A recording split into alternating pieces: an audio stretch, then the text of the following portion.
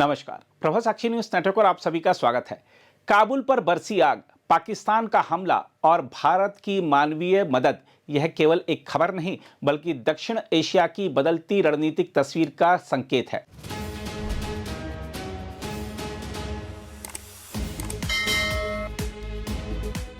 16 मार्च की रात जब रमजान का पाक महीना चल रहा था और लोग इबादत में डूबे थे, उसी समय पाकिस्तान की वायुसेना ने काबुल के एक नशा मुक्ति केंद्र पर बम बरसाकर इंसानियत को शर्मसार कर दिया था। इस हमले में 400 से अधिक लोग मारे गए और 250 से ज्यादा घायल हुए। यह कोई साधारण लक्ष्य नहीं था बल्कि 2000 बिस्तरों वाला वह केंद्र था जहां समाज के सबसे कमजोर और बेबस लोग इलाज करा रहे थे। यह हमला सिर्फ सैन्य कार्रवाई नहीं था, यह एक सुनियोजित संदेश था कि क्षेत्र में अस्थिरता को और भड़काया जाएगा। पाकिस्तान की यह कार्रवाई उसकी रणनीतिक बेचैनी और आक्रामक नीति का खुला प्रदर्शन है। नागरिकों को निशाना बनाना, वह भी एक चिकित्सा केंद्र में, अंतर्राष्ट्रीय मानकों और मानवीय मूल्यों की खुली अवहेलना है। लेकिन इस भयावह तबाही के बीच भारत ने एक बार फिर से यह साबित कर दिया है कि वह केवल ताकत नहीं बल्कि जिम्मेदारी का भी नाम है। हमले के 4 दिन के भीतर ही भारत ने काबुल के लिए 2.5 टन आपातकालीन चिकित्सा सहायता भेज दी। इसमें जरूरी दवाइयां, उपचार सामग्री, उपकरण और राहत किट शामिल थे। यह कदम केवल राहत नहीं बल्कि एक मजबूत कूटनीतिक संदेश भी है। भारत ने साफ शब्दों में कहा है कि वह अफगान जनता के साथ खड़ा है और इस कठिन समय में हर संभव मानवीय सहायता देता रहेगा। यह बयान केवल औपचारिकता नहीं बल्कि उस नीति का हिस्सा है जिसके तहत भारत लंबे समय से अफगानिस्तान के स्वास्थ्य और पुनर्निर्माण में सहयोग करता रहा है।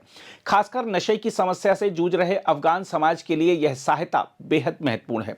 रणनीतिक नजरिए से देखें तो यह घटनाक्रम कई स्तरों पर गहरी अहमियत रखता है। एक तो पाकिस्तान का यह हमला क्षेत्रीय स्थिरता के लिए सीधा खतरा है।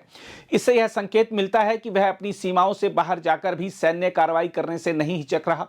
साथ ही इस घटना ने अंतर्राष्ट्रीय समुदाय में पाकिस्तान की छवि को और धूमिल किया है। नागरिकों पर हमला किसी भी सूरत में जायज नहीं ठहराया जा सकता। इसके अलावा सबसे महत्वपूर्ण पहलू भारत की भूमिका है। भारत ने बिना किसी शोर शराबे के, बिना राजनीतिक लाभ उठाने की कोशिश के सीधे मानवीय सहायता पहुंचाकर यह दिखा दिया कि वह क्षेत्र में जिम्मेदार शक्ति है। यह कदम भारत की सॉफ्ट पावर को मजबूत करता है और अफगानिस्तान के साथ उसके रिश्तों को और गहरा बनाता है।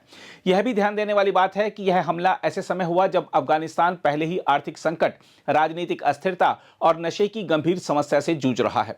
ऐसे में एक नशा मुक्ति केंद्र को निशाना बनाना स्थिति को और भयावह बना देता है। बचाव दल कई दिनों तक मलबे से शव निकालते रहे।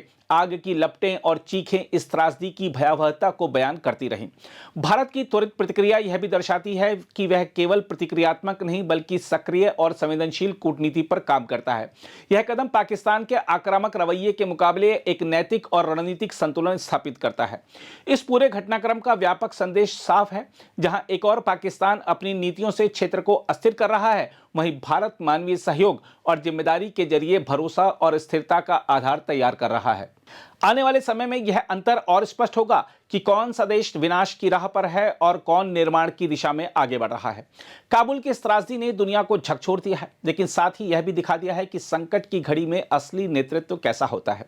भारत ने फिर साबित किया है कि वह केवल एक देश नहीं बल्कि एक सोच है जो मानवता को सबसे ऊपर रखती है।